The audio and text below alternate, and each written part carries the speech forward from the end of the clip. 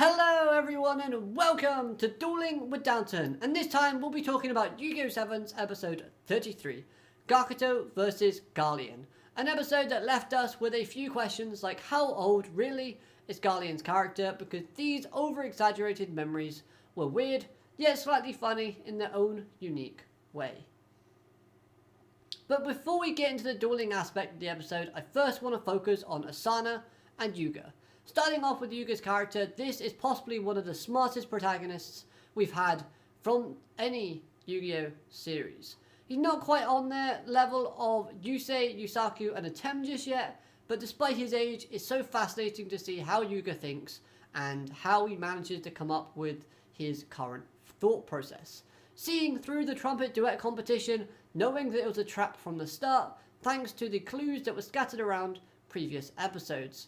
Knowing that the postcard was sent from 6th Elementary Post Office, and of course the flyer held some details in it of itself. He then tried to force Asana's hand in banishing them to the abandoned dorm. This was all part of his plan because he believed the key to solving the mystery on how Asana got her maximum monsters lies underground. This episode gives us a big indication as to how Neil can possibly get involved in this storyline, because we know his territory is the underground pipeworks. After all, the previous arc showed how Neil can manipulate the underground city of Goha. He can bend it to his will, guiding people or misleading people depending on how he sees fit. His providence guides his way, and we know that he is the king of the underground within Goha. So, we as fans already kind of assumed that Neil was the one behind this. But the episode gives us a more insight and more kind of confirmation that this could be the case. Because we now have a contract existing between Goha and Asana, as well as Neil now working or being more aligned with Goha, thanks to that episode in where he had to be a part of the meeting with the Topper Hexagon and the previous Goha president. So doesn't it all make sense to assume that Neil created Asana's maximum monsters? So we just have to learn why and how. Because Neil is the creator of maximum summoning, but surely unless he was forced to drastically, he wouldn't have created it for anybody other than himself. His providence would not allow it. So then another question arises.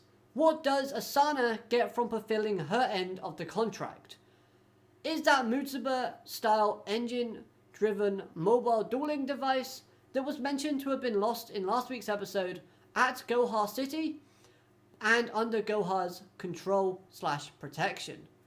And once Asana utterly crushes Rush Duels, she'll be given it back.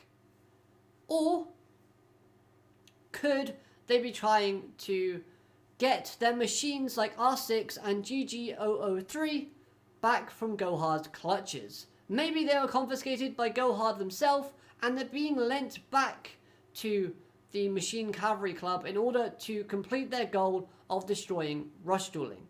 I only say this because at the end of the episode we see a Goha logo falling off of Galliant's Excavator, revealing the Mutsuba style logo underneath. We know how important these excavators are to these characters, and thinking along the lines of them being taken away and under someone else's control/possession makes a lot of sense in kind of diving into the realms of possibilities of maybe they're just trying to get them back under their own ownership, and the Mutsuba style, Asana Mutsuba, is trying to reclaim her family's pride and legacy. However, going back to the lost Mutsuba style engine-driven mobile dueling device, we do see the Cavalry Club members dueling on their excavators. So the question I have about this is, was this an attempt at recreating that lost Mutsuba device? Like many other replicas, however, this is not as good as the original. That's why we see it has limitations to this. Galliant's dueling excavator seems to have dueled too much or been pushed too far, thus boom, it is destroyed. It's just something I thought I'd put out there because it's something that intrigued my thought process, and I thought maybe someone else is thinking along the same sort of lines. Nevertheless, let me know your opinions down below. What do you think Asana will get out of this contract? To end off the Yuga Asana discussion, I love the fact that Yuga wanted to get in trouble so that he can go to the abandoned dorm, yet being nice and helping out other people was the way of him getting told off and thus being banished because he broke the traditions of 6th Elementary, which we know Asana likes to uphold those traditions and follows them with a fine comb. So, yeah, I mean, I thought that was slightly ironic. Yeah, pretty wholesome, because it keeps Yuga very protagonist-like, doesn't make him seem sinister or antagonistic or anything like that. It keeps him pure and innocent, and this I liked. One thing that made me really like Galliant's character a lot more in this episode was his resolve to finish that duel. We as viewers start learning throughout the episode there are rules within the Cavalry Machine Club, like not breaking an excavator or any machines, / losing them, or surrendering a duel when a duel has been started or initiated. Yeah, I imagine the consequences and punishments for surrendering a duel is going to be a lot less severe than, say, breaking an excavator or machine. Now, the reason why I think this breaking machine or excavator rule is in place is, again, alluding to my point earlier about them being lent from Goha back to Asana and others so that they can use them to crush rush dueling. It's still not their property. So if they break them, they have to pay consequences themselves, which will negatively affect the Mutsuba name. However, saying all that, I do see a bit more going on with Galliant's character psychologically and emotionally. Genuinely speaking, it seems like he doesn't want the duel to end because he seems to be enjoying himself. So this is now both Galliant and Asana we've seen enjoying rush dueling on 2 different occasions. So this I really did enjoy. Plus, number 2 of my points for why I see slight differences and more going on with Galliant's character, making him more complex, is the fact is, losing in any capacity, surely that would somehow negatively affect Asana.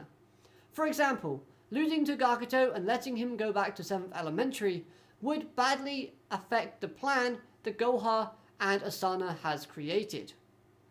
So then the contract between Asana and Goha would be in jeopardy, thus impacting negatively on the Chosen One's dream overall.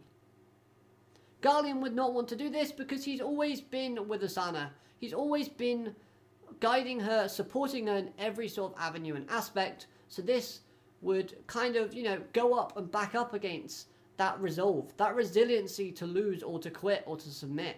This I liked. Nevertheless, throughout the episode, I found myself gaining more respect and liking this over-the-top, crazy character in Kanzaki, Galliant. Now, as for Gakuto's character, I thought having another character-focused episode was really good for his character, as he managed to find a form of realization and improve himself during the duel and the episode respectively, learning that he is more than just a title like Student Council President. He is who he is, thanks to his experiences, thanks to the people around him. That's what's important to him. That's what makes him Gakuto. I wasn't the biggest fan of his freakouts, but I guess the series was trying to present Gakuto in a way that shows him not being able to easily handle changes or the loss of something he values dearly, in order to then overcome that ability to, or inability to, lose something important to him, because he already has what's important and what he values the most. Those people around him, friends, company. I like the design of his new ace monster, and the effect itself wasn't too bad. The duel itself I just found was kind of average. Personally speaking with Yu-Gi-Oh!, unless it's a climactic arc battle, I find the duels somewhat average to okay. The reason being is, I find the characters and the storyline and the connections and points throughout the series a lot more interesting than the duels themselves. I'm here more for the development and for the building aspect of it all, but at the same time, yeah, the duel was okay. It was enjoyable, nothing too good, nothing too bad. I actually thought the idea of making it so that Gakuto wanted to return to 7th Elementary, and then just keeping him with the main group went kind of well, with the whole situation that was going on. It was a bit creative in getting around the fact that they wanted Gakuto to win so that he can show that he overcame his struggles in the episode. But obviously, if he stayed, then he would technically have to lose because he wanted to go. He wanted to go back and being president. That's why he initiated the duel. So he had to win. But then, obviously, he's now with the main cast in the abandoned dorm, despite winning.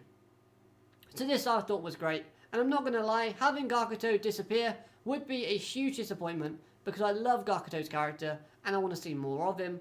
Not going to lie about that. Yeah, moving on, let's talk about little poor Mimi. She was so excited to get to the top of Goha, only to get bored. But one thing about the segment that I thought was really good, and I'm glad they addressed this, was the secretary mentioning the president seemed to have changed, making him either really perceptive or an important character down the line, as his design does look rather detailed and not generic like the other Goha employees we've seen beforehand. But at the same time, Mimi getting bored, it's a little bit upsetting, but she's not having any opportunity to leave her president's seat.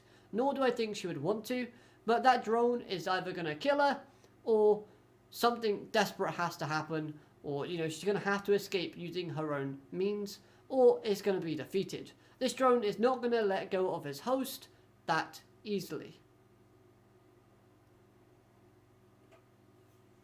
All in all, this was a very fun and enjoyable episode with a possible return for Sirocco's character. That's right, the ramen-loving alien is possibly returning in the next episode, as the last shot shows a character in the preview that looks very familiar.